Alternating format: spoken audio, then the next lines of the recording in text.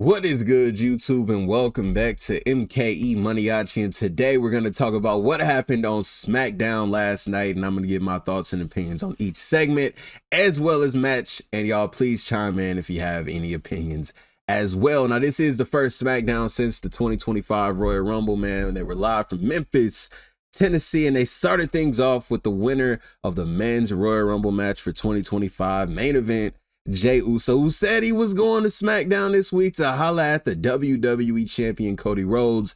And of course, man, like I said on the Raw recap, Jey Uso coming out to be embraced by the WWE universe the way he's been at least the last 2 years, man.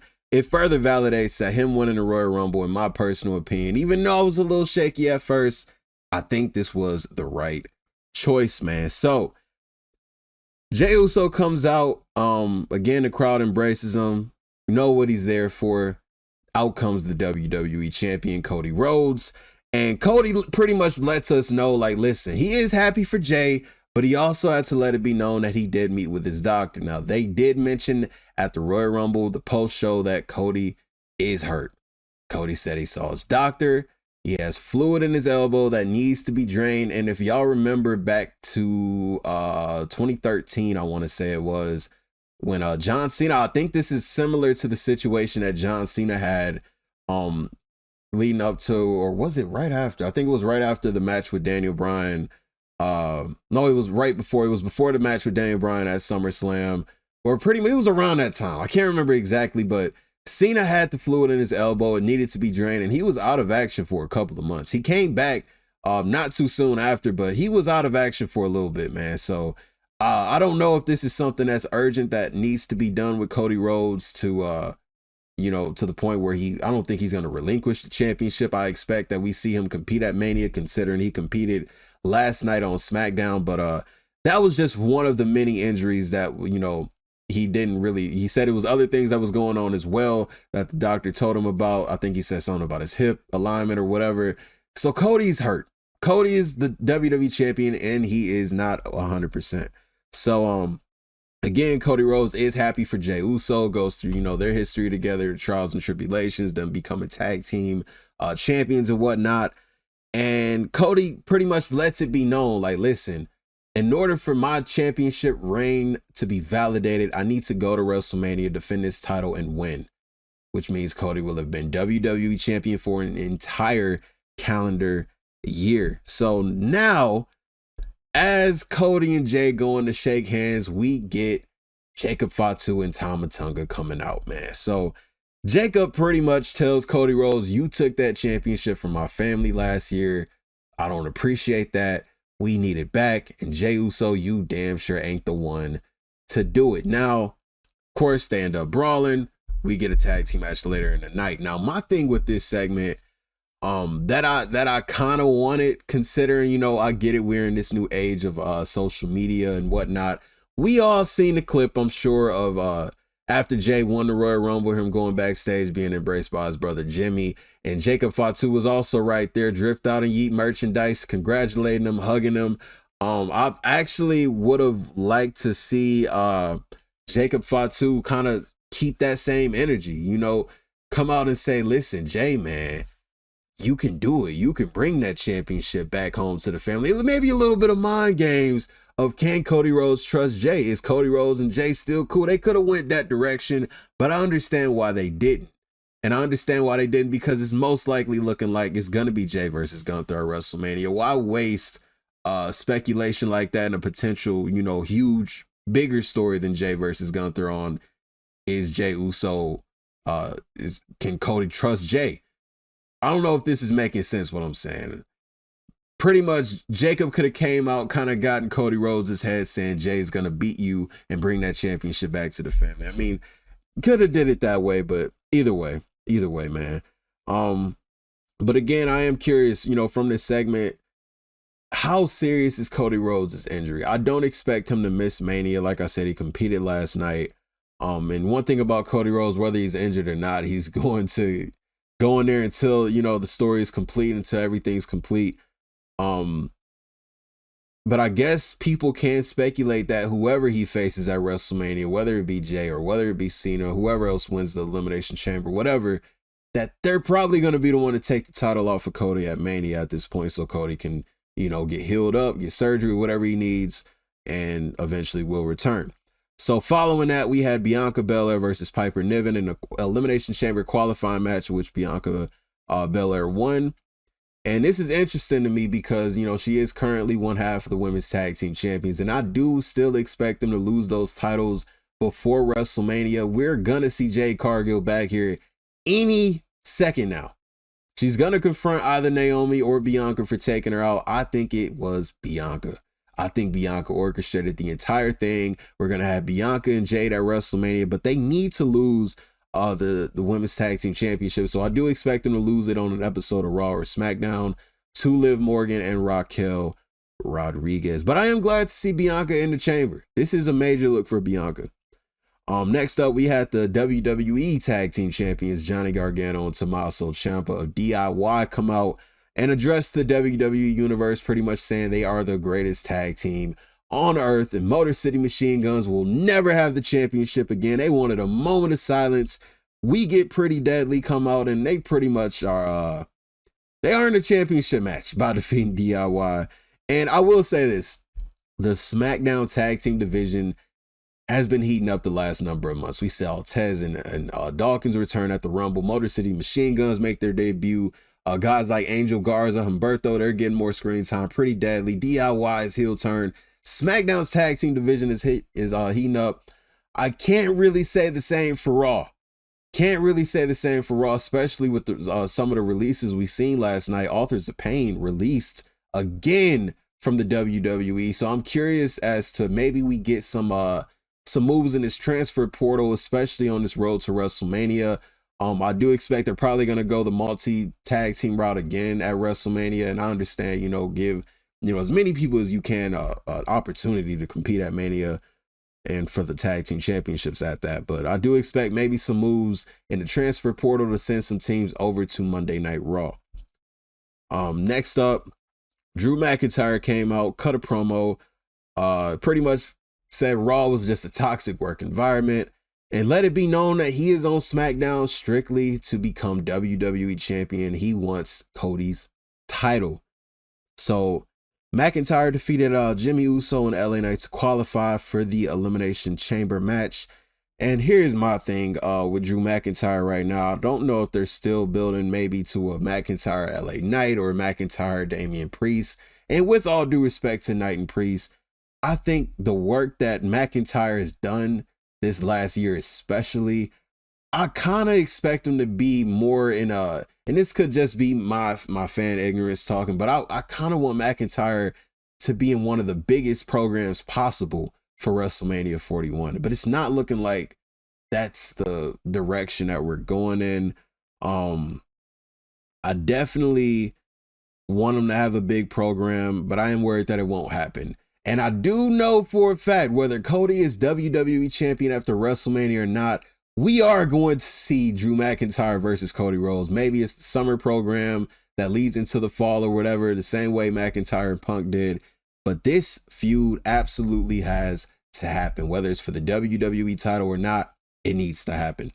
Moving on, Kevin Owens cut a promo from the car, the infamous car of Kevin Owens, called Sami Zayn a bad friend, which is why he attacked him on Raw. And what I kind of got out of this, they've been pretty invested in this Kevin Owens Sami Zayn thing for the last number of weeks. Of course, long-term wise, the story's always been there, but my question is, where in the hell is Randy Orton? Seriously, where is Randy Orton? Is he legit hurt? I thought for sure, you know, when Kevin took Randy out, we're going to get Randy back at the Rumble. We're going to start building towards Randy Orton versus Kevin Owens one-on-one at WrestleMania. It's got to happen. But right now, at this moment, are we doing Kevin Owens and Sami Zayn at WrestleMania? And if Randy Orton isn't hurt, what in the hell is Randy Orton's plans for WrestleMania? Like, things got to start kind of making sense, starting to get put together. Orton clearly still has unfinished business with Kevin Owens. So I'm not sure what direction they're going to go in with this. Carmelo Hayes defeated Akira Tozawa. Now, when they announced this match, I was kind of scared. I felt like Triple H kind of had something against Carmelo Hayes, but luckily Hayes got the win. Charlotte Flair, the Women's Royal Rumble winner, came out, cut a promo, and pretty much, again, like she did on Monday Night Raw, she embraced the hate. She also appeared on NXT this week. She's pretty much trying to see who motivates her more, who impresses her more, who ignites her more, to see who she faces at WrestleMania, whether it be Rhea Ripley, Julia, or Tiffany Stratton. So out comes the WWE Women's Champion, Tiffany Stratton. She also lets it be known, like, listen, Charlotte is her idol. Charlotte was pretty much who got Tiffany into wanting to be in the WWE, if you watch Tiffany's interviews. But Tiffany said, pretty much insinuated that the company, yeah, fans missed her for a day, but the company did just fine. Tiffany got the call up, ticket sales through the roof, everything is booming, WWE is hotter than ever. Pretty much insinuating they don't need Charlotte Flair like they used to anymore. They got Tiffany Stratton, and she's at the tippy top. And of course, Tiffany wants to face Charlotte at WrestleMania. And Charlotte says, listen, all I see in front of me is someone begging to be made a star on the grandest stage of them all by arguably one of the biggest women on the roster today. Is Charlotte Flair. Tiffany, you want my clout. You want me to make you a star. And the only way I'm going to do that, you got to get down on your hands and knees and beg me to pick you for WrestleMania. And then we get the former women's champion, Nia Jax, coming out. And Nia is getting her rematch clause against Tiffany Stratton. And Charlotte said, listen, I'm going to be here. I'm going to watch this. And I'm going to see where this goes. I will say this. It makes sense for Charlotte to face Rhea at WrestleMania. The story is clearly there. This could be the third WrestleMania they face each other at. The history is there. The story is there. It makes a lot of sense. Charlotte and Julia is cool of a match that would be. I don't see that happening at WrestleMania. But then there's Charlotte and Tiffany Stratton. This has been a match that I'm pretty sure a lot of us saw coming this last calendar year. It's got to happen at Mania. As soon as Tiffany won Money in the Bank last year, we knew it was going to happen. They were building Tiffany Stratton up. The crowd loves her. The crowd, crowd reacts to her well. This is the stars are aligned. This absolutely has to be the match to happen at WrestleMania. I was smiling ear to ear seeing these two finally have that interaction together in the ring. This match has to happen. I understand Charlotte and Rhea, statistically, it makes the most sense. But this story that they can tell of Tiffany being the new Charlotte, this has to be WrestleMania. So following this, Alexa Bliss defeated Candice LeRae in a Elimination Chamber qualifier match. And I'm also happy to see Alexa is back and in the chamber in the running to possibly challenge a champion at WrestleMania. So the main event, Cody Rhodes and Jey Uso defeated Jacob Fatu and Tama Tonga. Following the match, Solo Sikoa returned and Samoan spiked Cody Rhodes. We haven't seen Solo Sikoa in a while since he walked out on his new Bloodline. But I do have some questions.